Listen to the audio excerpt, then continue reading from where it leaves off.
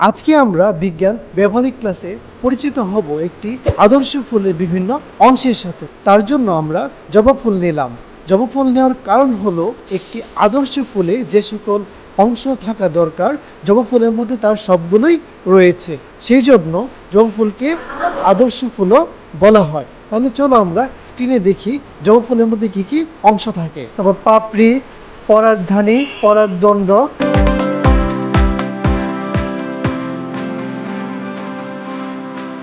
এগুলো হলো বৃতি বা পিতাংশ। এগুলো হলো পাপড়ি।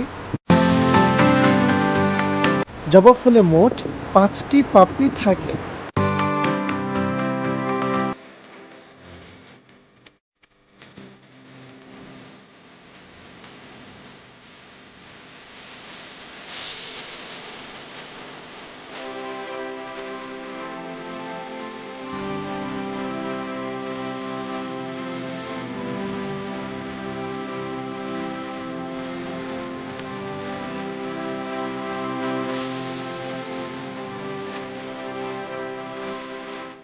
জবা ফুলের মোট পাপড়ির সংখ্যা কয়টি?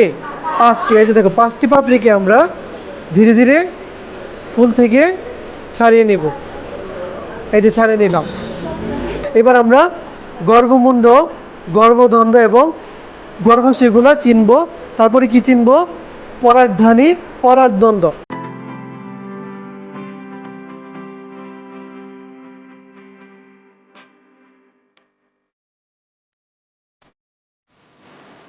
এগুলোকে পরাগধানী বলা হয়।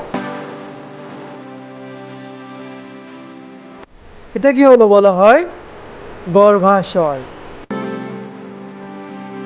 প্রত্যেকে ফুল থেকে গর্ভাশয়কে খুঁজে বের করো।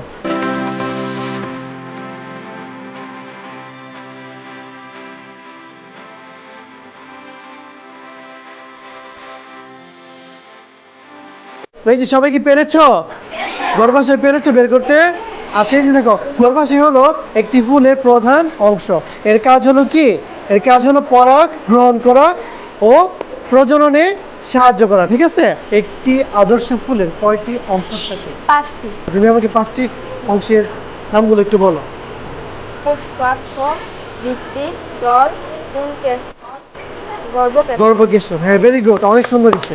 পরাগধানী কোনটা? পরাগধানী হলো এটা হলুদ হলুদ অংশ। কোনটা? হলুদ হলুদ অংশ, হ্যাঁ, রাইট। প্রাচীন আমাকে দেখাও যে পাপড়ি কোনগুলা? এগুলা পাপড়ি, হ্যাঁ, ভেরি গুড। দেখাও কোনটা কোন এটা অংশ? হচ্ছে পাপড়ি, এটা বৃত্তি বা বৃত্তাংশ, পরাগদণ্ড, আর গর্ভমুণ্ড, গর্ভাশয়। কোন অংশ?